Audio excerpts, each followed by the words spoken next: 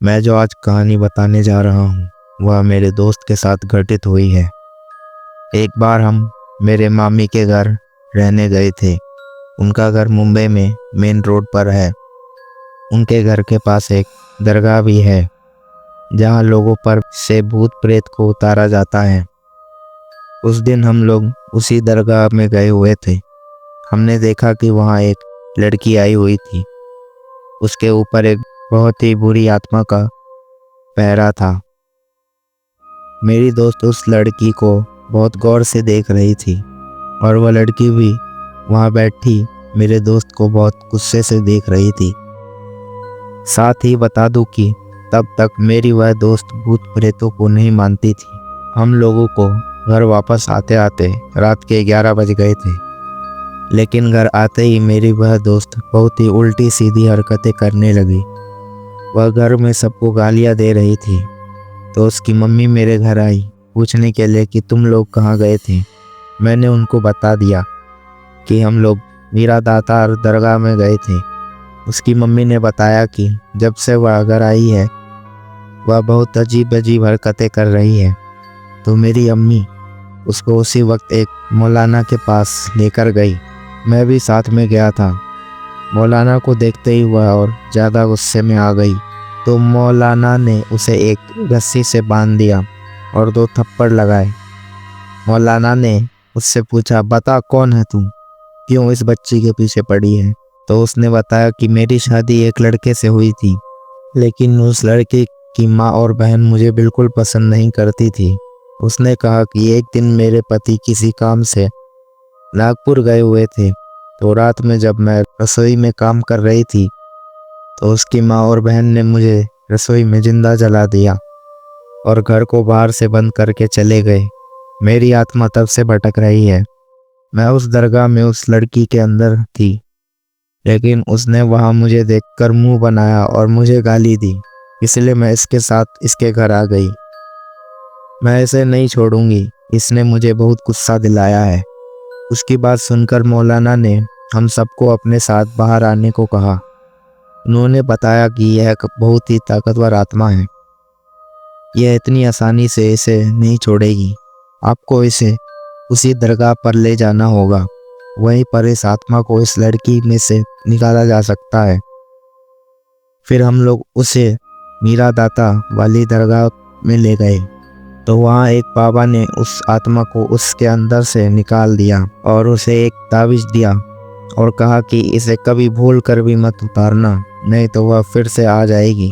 और हर जुमे रात को यहाँ इस दरगाह में आना। कुछ दिनों बाद ही मेरी दोस्त बिल्कुल ठीक हो गई, लेकिन उसे आज तक यह नहीं पता कि उसके साथ यह सब हुआ था। वह बिल्कुल ठीक है। आज उसकी शादी हो चुकी है और उसका एक 2 साल का बेटा भी है। कहानी नंबर 2। मेरा नाम मधुल है और मैं प्रयागराज से हूँ। यह जो घटना मैं आपको बताने जा रहा हूँ यह सब मेरे मामा और मामी के साथ साल 2002 में हुआ था। उन दिनों मेरे मामा मामी शिमला में रहते थे। एक सुबह मामा मामी अपने घर की छत पर बैठे चाय पी रहे थे कि तभी एक तेज हवा का झोंका अचानक मामी से आ टकराया। उस वक्त उन्हें बहुत अजीब तो लगा, लेकिन उन दोनों ने ही उस पर ज़्यादा ध्यान नहीं दिया। लेकिन उसके बाद मामी की अचानक तबीयत खराब हो गई। वह हमेशा बीमार रहने लगी थी। उनके पेट में हर वक्त दर्द होता रहता था। मामा जी ने उन्हें कई अस्पतालों में दिखाया, लेकिन कोई भी डॉक्टर उनकी बीमारी को समझ ही नहीं पा रहा था। फिर एक दिन किसी के कहने पर मामा मामी को एक बाबा के पास ले गए। उस बाबा ने मामी के ऊपर झाड़ फूंक की और बताया कि इनके ऊपर कोई ऊपरी चक्कर है, लेकिन मैं इसे ठीक नहीं कर सकता। इसे ठीक करने के लिए तुम्हें इसे बनारस के एक शिव मंदिर में ले जाना पड़ेगा।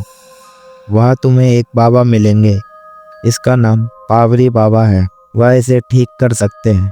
मामा अगले ही दिन मामी को लेकर बनारस निकल गए, लेकिन वहाँ जाते हुए मामी अजीब अजीब हरकतें करने लगी।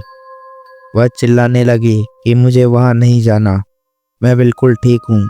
लेकिन मामा को यह पता था कि यह वह नहीं है, उनके अंदर का भूत कर रहा है। सब घर वाले बहुत परेशान हो गए थे। किसी तरह मामा मामी को पकड़कर बनारस पहुंचे और उस शिव मंदिर में लेकर गए। मंदिर में वो लोग उन बाबा के पास गए और पूरी घटना बताई तो बाबा ने मामी को एक कुर्सी पर बैठा दिया और अपनी 3 उंगलियां मामी के माथे पर रखकर पूछा, बोल कौन है तू और इसके पीछे क्यों पड़ा है। मामी के अंदर से आवाज़ आई, मैं शैतान हूँ, मुझे इसकी बुआ ने भेजा है इसकी ज़िंदगी तबाह करने के लिए। बाबा ने मामी के ऊपर राख जैसी एक चीज़ फेंकी तो उसी वक्त उनके अंदर से एक काला धुआं निकला और मंदिर से बाहर चला गया। फिर मामा मामी को लेकर वापस आ गए। मामी ने यह बात सब घर वालों को बताई तो सब लोग उनकी बुआ के पास गए और उनसे पूछा तो उनकी बुआ ने कहा कि मैं इसकी ज़िंदगी ज़रूर बर्बाद करूँगी। इसकी ज़िंदगी मेरे बेटे से अच्छी क्यों है। मेरे बेटे को कुछ नहीं मिला, न खेत न ज़मीन न घर, सब कुछ ये ले गई। मैं इसे मार डालूंगी। उनकी बात सुनकर सब लोग उनको मारने पर उतारू हो गए, लेकिन मामा ने किसी तरह सबको रोक लिया। उसके बाद मामा ने बुआ से सब रिश्ते तोड़ दिए और हरिद्वार आकर रहने लगे। उस दिन के बाद से अभी तक उनके साथ ऐसी कोई घटना नहीं हुई।